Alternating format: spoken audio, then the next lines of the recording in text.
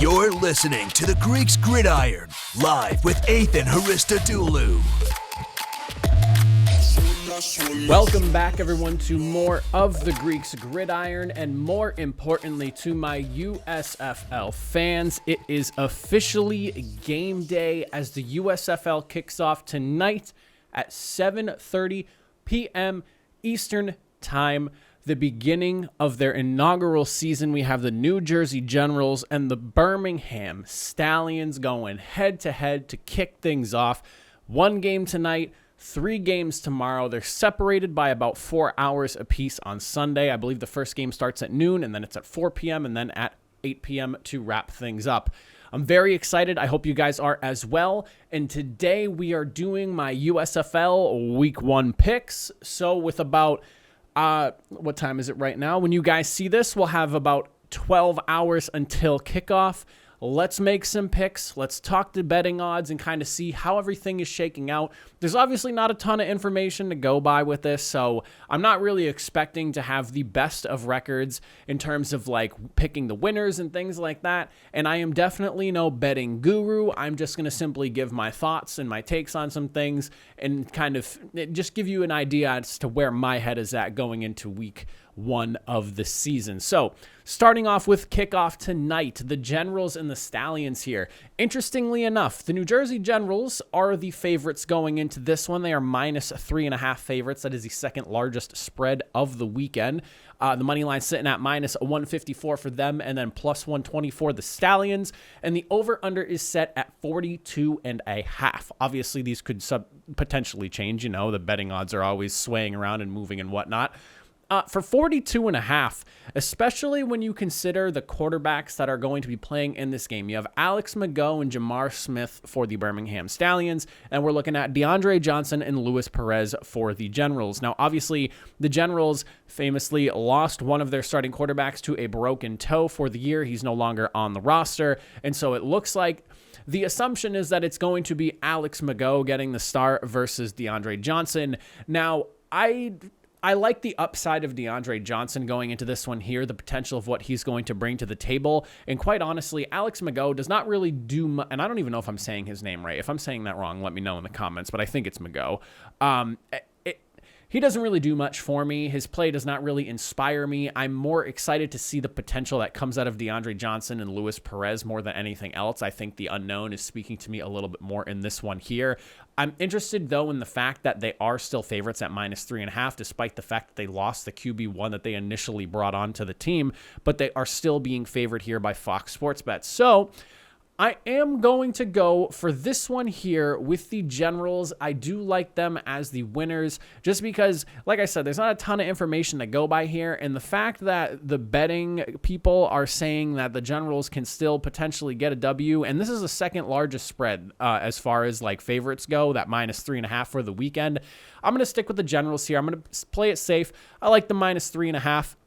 As for the over-under, my final score for the game I have set up here, I'm hoping for a little bit of a closer game, so I set it up at 22-18, the Generals. I do expect to be seeing some weird scores as we go through this season, because if you did not already know, there is a handful of rule changes in terms of like how extra points and conversions can be done and whatnot. So I do expect to see, teams maybe go for more or, opt instead of kicking things to go for it on certain things. So I think we're going to see weird scores and a 22-18, albeit not the strangest of them all. Definitely one that I think I could get behind. And as for my over-under prediction, obviously if I'm going 22-18, that sets them right at 40 points total. So I am looking at the under on this one here. Like I said, I'm not really inspired by Alex Mago. I don't really know a lot about Jamar Smith, if I'm being completely honest with you. And I do like the potential upside that DeAndre Johnson brings into the table and the unknown of Luis Perez. But ultimately, if I'm just looking at the two presumptive QB1s, I don't think crossing over 40 points is super realistic here. We don't really know how the defenses are going to fare. I feel like defenses are a lot harder to call too because there's a lot of chemistry that goes into defensive play calling and in successful defenses as well. So I think they go under here. 22-18, give me the Generals. Now the second game for starting on Sunday, 12 p.m. Eastern Time, Houston Gamblers, Michigan Panthers. When you're looking at the numbers here, the Panthers are currently sitting at -2.5 favorites. The money line for them is at -154. For the Gamblers, it is +120. And then the over-under is set at 42.5 as well. So, as for the QBs here, Gamblers, they got Clayton Thorson and Kenji Bahar. Meanwhile, the Panthers have Michigan standout Shea Patterson and also quarterback Paxton Lynch, formerly of the Broncos, a first-round selection at that. I like the Panthers going into this one here, not even because they have Paxton Lynch on the team to potentially be their QB1 if things do not go well with Shea Patterson, but because I'm actually really excited to see what Shea Patterson does here. I think it's a really good opportunity for him, and he seems like a guy who's going to take this opportunity and really run for it. I am not inspired at all by Clayton Thorson being the QB1 for the Houston Gamblers, if I'm being completely honest with you guys. I am actually more interested in what Kenji Bahar brings to the table, so I'm hoping that he potentially gets a shot at some action for this game, but we'll have to see how things shake out. Clayton Thorson seems more like a safer pick. Shea Patterson, obviously like the sexier pick of the two in terms of like if you're picking quarterbacks here. But I do like the Panthers being the favorites here, so I think I am going to go with them as the winner. And for my final score, I think the Panthers roll this one. I like them at 30-14. They're hitting the over at 44 points combined altogether. I think this one ends up being a more of a blowout type W for the Michigan Panthers. Now, moving on to the next two games, we also have ourselves the Philadelphia Stars taking on the New Orleans Breakers. Now, I'm going to tell you guys right now, the New Orleans Breakers, that is my team. I love their color scheme. I love the mascot. I love New Orleans. I've been there a couple of times myself. Since there's no Northeastern team, I'm rolling with the Breakers. I love everything that team has going for them, including the fact that they have quarterback Kyle Sloter over there. And then, of course, the Philadelphia Stars. Not a fan of their uniforms. I called them McDonald's-looking uniforms in my uniform reveals video when I was giving my reactions to all of them. They have Brian Scott at quarterback with Case Cookus as well. Brian Scott obviously having some success in the spring league last year, so some potential upside for him. But when you look at the numbers here, New Orleans Breakers, -2.5 favorites. Money line sitting at -143 for the Breakers, where it's at +110 for the Stars, and the over-under is currently sitting at 43.5. I'm running Breakers with this one all day. The reason being because I really, really, really like the Kyler Sloter draft pick that they were able to pull in for that quarterback position. If you don't know who Kyle Sloter is, he has been a practice squad guy who has fared really well in the preseason and has some really good numbers. He is like one of those guys that looked very good in the preseason in multiple starts, but just never got the opportunity to actually start a full-fledged NFL game during the season. And I think he's going to take this opportunity, much like I said with Shea Patterson, and really run with it. I like the potential that he has there. I'm really excited to see what he can do. As for like the quarterback situation with Philadelphia, I mean, Brian Scott, like I said, he did have some success. He's worked with his head coach before, but do I really, I don't know. I don't really know what this is a whole guessing game we're doing right now. Like my picks are being more based off betting odds than anything else. We'll have to see how it goes. I just think that Kyle Sloter having more time on NFL rosters and actually faring really well against very similar talent that he's going to be going up against in this league just bodes well a little bit more for the Breakers, I wanted to say. So I'll take Breakers for the W. As for the scoreline, I'm looking at 21-10. I don't necessarily know how explosive the offense is going to be in New Orleans. I do like what they're going to have going for them. I think it ends up being a clean game for them. And like I said, I don't really buy into the Philadelphia Stars too much. 21-10 obviously means that I am looking at the under, as that grand total is only 31 points. And I don't want to just pick the over for everything, and I'm not going to sit here and assume that every single defense is going to stand up and have sit down and have a terrible game just because there's a lack of playing time together and everything. I do expect maybe a defense or two to really stand out and show up, but in this case, I like the Breakers.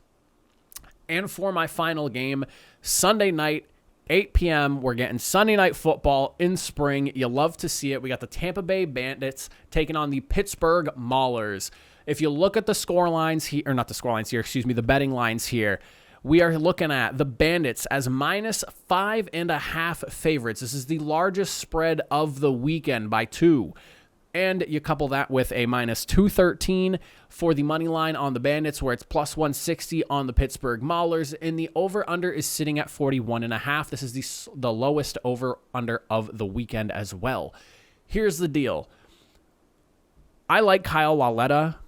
I know that Jordan Ta'amu is a big deal to a lot of people. Lauletta spent some time in the league. He did not really get a great opportunity while he was over there on the Giants. I don't really remember seeing much from Ta'amu for the short time that he was in the NFL, but overall, I don't know what it is about this one. Maybe it's because I'm biased. I kind of like what the Maulers are. I love like the whole Pittsburgh mauling type deal. I like their uniforms. They're very interesting to me. I like the whole, I don't know, something about the Maulers, just it speaks to me.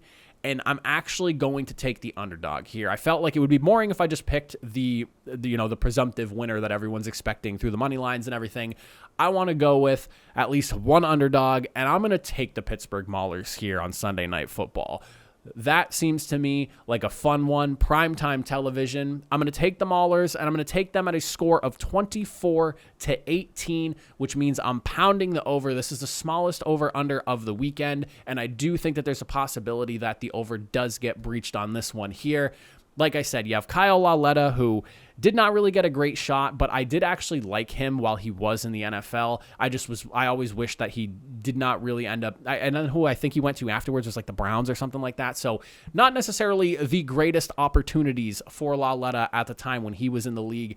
And I know Jordan Ta'amu is a big deal, and a lot of people are speaking, very highly of him and the things he should be able to do. I think a lot of people assumed he was the best QB available for the draft, but I like the Maulers in this one. I'm going to take the Maulers. But that is my... wow.